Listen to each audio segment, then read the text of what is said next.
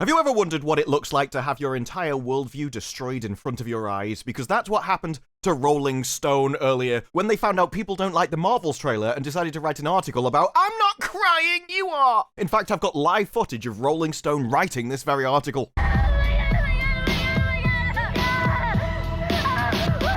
Because Rolling Stone was absolutely horrified that people had opinions and shouting about how other people's whiny pushback isn't going to stop me from liking the film. Although it is weird when they start talking about it's been viewed 13 million times. It's currently number 2 on trending, and it's like, yes, it is. No one's saying a lot of people haven't watched it. It's that the people watching it don't like it. That's the point of the entire article. But the biggest thing to come out of this was the ripple it sent across the journalistic class. Because it even started with, surprise, surprise, less than 3 days after the release, and that is what became the title of various different other articles. The Marvels is the MCU's most disliked trailer on YouTube in just 2 days. Most disliked trailer on YouTube just a few days after its release. Trolls are attempting to ruin the reputation of the next Marvel movie in just 3 days. Most disliked after just 2 days. Somewhere across the corporate media, a neuron had sparked a thought, and this is such a unique event across the journalistic class. Everybody had to repeat it across all websites at the same time. Because if you've spent years, even decades, convincing companies that submitting to my worldview is what makes a popular product, and then reality comes along and entirely destroys everything you stand for, well then it becomes an almost immune system-like response to attack reality just to try and preserve your mental image you've built up. That's how we get GQ, Gentleman's Quarterly, a supposed men's magazine, coming out with, well, of course men already hate the Marvels, which is written by that famous male name, Carrie. Carrie here has contributed such journalistic masterpieces as the Barbie trailer's Kens are not okay, how WandaVision was actually a secret meta-commentary on being locked in your home, and that the flight attendant and the Queen's Gambit are finally embracing difficult women, which at least is a subject I have a feeling Carrie is very experienced with. But let's be honest, if you're just doing name-calling, it can get really old really fast unless it's backed up with something of substance, and these articles come around all the time. They hammer home the same points, but they never have any substance behind them. They're just slurs. And that's all doubly true when you're writing for a men's magazine. Oh, sorry, I owe you my career. Like, seriously, if men are so horrible, have you ever considered not working for one? Even in the first paragraph, not only going on to admit that they have no sense of humor, but also that they don't understand the comments in the first place. I don't even understand why people are referencing other movies. You even had Dexerto coming out and talking about toxic review bombing, just like The Little Mermaid, where they were posting plot points that had nothing to do with the movie. Yes, that's the point. Those plot points have as much to do with the trailer as the trailer does to The Little Mermaid. This isn't the same IP, is the joke. So of course you find it unfunny when you don't even understand the joke in the first place. GQ really not sending their best. And I think that's the best analogy. This is like trying to debate a complex topic with a child that can barely speak English, can't really understand you or your points, and it just has to keep reverting back to the only 30 words in their lexicon. That's why all of these articles just keep trying to push the same point and use the same slurs. Oh, the trailer's just being bombarded with dislikes by angry trolls. Toxic online trolls. And I wouldn't even mind, but this just seems like the same article you've reused on previous movies. Can we at least make an effort to come up with an original insult per IP? That'd be a change. And these articles wouldn't be so bad if they weren't so easily disprovable. It's become the most disliked in YouTube history due to women superheroes. Oh, it's Captain Femme and the patriarchy's stone. Just say you hate people without dangly bits and leave. All of this is just backlash from the misogynistic side of the Marvel fandom. And they make accusations, but they can't prove them. And yet it's so easily disprovable because you've got the Marvels trailer, 15 million views, 445,000 upvotes, 472,000 downvotes. Oh, I can't believe it. This must mean those articles are correct. Except for the Ms. Marvel trailer, which has 24 million views, 838,000 upvotes, and 44,000 downvotes. That would be the same Ms. Marvel who's also one of the leads in this movie and a TV show that would have all of the exact same qualities, which these articles are saying people don't like about the Marvels. In this one, where were they? Well, it turns out they were upvoting the video because they liked the trailer, they judged it on what they saw, and they thought they enjoyed it. Now, when the series came out, whether they enjoyed it then is obviously a different conversation, when they actually experienced more what they saw. But it's perfectly fine to judge a trailer, which is what they're doing in the Marvels. They're judging it on the trailer and the individuals involved, which is a perfectly reasonable position to have. But that's not enough for the corporate media. In fact, that's a threat to them because you're disagreeing with them And so for them to maintain their power, they have to spin it in their normal way to desperately try and defend the ideas which have been destroying Hollywood for years. And they keep making the story about how everybody hates it, but they're not actually disagreeing with those people in any way, shape, or form, despite trying to insult them. Because if you look at the positive articles they're trying to write about the Marvels, they are really reaching. Captain Marvel 2 makes MCU Disney Plus history with the cast. And I've got to say, that is a marvelous work of keyword stuffing in that title, isn't it? Especially when it's not even on Disney Plus. But what history are they making? Is this going to be the most amazing plot you've ever seen? The funniest comedy ever written? Is this movie going to be looked upon by future generations as something that changed cinema? Oh no. What they really like about it is, it's gonna have a star-studded cast of leading actors. The Marvels marks the first time in MCU history that two of the top-billed lead actors made their franchise debuts in Marvel Disney Plus series. And if you're thinking that's a lot of caveats to try and carve out a title for them to break, yes it is. They even had to make it where it was the first time that two of the top-billed lead actors, and in fact is such a flimsy title that they have to continue to explain all of their caveats later on, because they're like, okay, so this happened over here, but if we take this very specific wording here, then it's definitely a title that we've broken. What a win! Multiple other movies did contain characters that were introduced in Disney Plus shows, but they didn't feature more than one in a top-billed role, which is why the two was ever so important. If Marvel writers put as much effort into their script as the direct does, desperately trying to find a first for them to be a record-breaking title over, they would actually have a good movie on their hands. We had other people telling us everything you need to know about Monica Rambeau before the Marvels. Well, that didn't take long, did it? I hope it was as good for you as it was for me. And so absolutely jam-packed with quality entertainment was this trailer, that we even got articles about how Brie Larson was revealing her bra-related secrets for the Marvels trailer. There is part of me that just wants to say who asked, but this was a genuine question that people started asking. The community is crying out for help, and Brie Larson, as ever, not one to disappoint her fans, came in with the exact information, before saying that if we want everyone to be able to look like this, what we need are more scientific breakthroughs, for which Rebecca Higgins was responsible for the engineering involved. And I have to say, when you're talking about this topic, saying, so it's basically Stark tech level then, you've got to wonder how on earth did you come to this place in your life?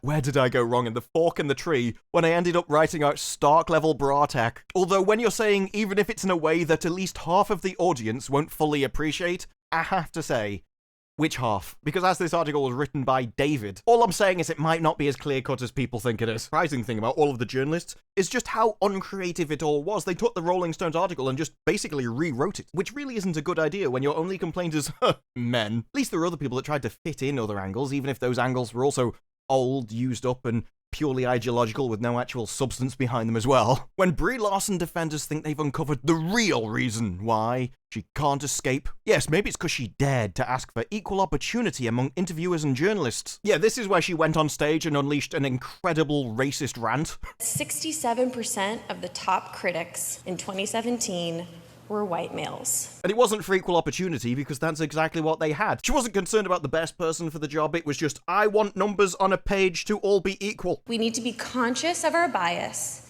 and do our part to make sure that everyone is in the room. In fact, bringing all of this up isn't really a good idea for your defense. Because when other people are going, this trailer doesn't look very good, what are you doing? Going out and going, yeah, but have you considered the main actress is a bigot? We need to be conscious of our bias. It's really not going to play well across public opinion. And I think it should, because Brie has a lot of struggles in life. We saw from her YouTube channel the daily struggles she had to go through and the work she puts into the role.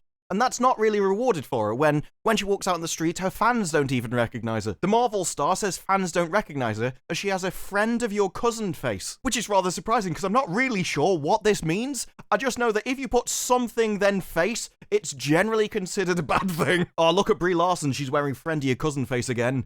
Next thing, she's going to be the Canadian Prime Minister. But no, Larson claimed, if I'm checking out at the grocery store, I don't get recognized. I get, are you friends with my cousin? I am the classic face of friend of your cousin. I'm not sure friend of your cousin is a popular enough thing to even have a classic version of it. But don't worry, it turns out Brie Larson enjoys being anonymous because she wants to live in reality.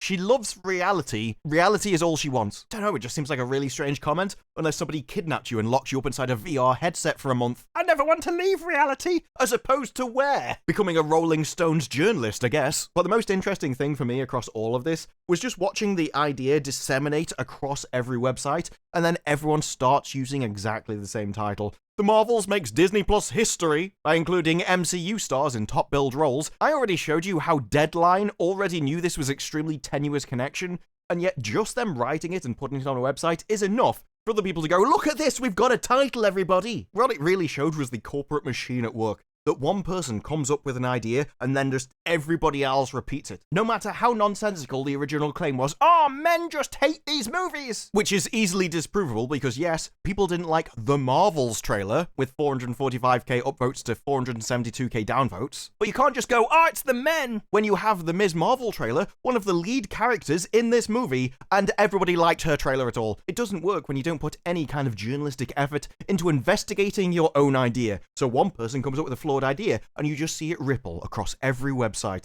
because nobody decides to actually check whether the original claim made sense. All they saw was a narrative and they ran with the same one, even quoting the original source and then basically rewriting that article just for their own website. They didn't care whether it made any sense. All they cared about was reality is disagreeing with us, and if people find out what reality is actually like, then they'll stop supporting our nonsensical worldview. We must attack. And they can successfully do that if they can create this perception that what they're saying is actually accurate, and by everybody repeating that original source, it gives a false perception that everybody else is disagreeing with this tiny number of people. Even if it's a tiny number of people writing the articles, but a massive amount of people on the website going, this trailer's really bad, because the corporate press has outside perceptional influence. That's how you ended up a while ago with Brie Larson the first time round. Actually got tech to change their algorithm. At the time this was written, which is a few years ago, if you search for Brie Larson, you'd find loads of different search results about Captain Marvel and the MCU. But with one small change,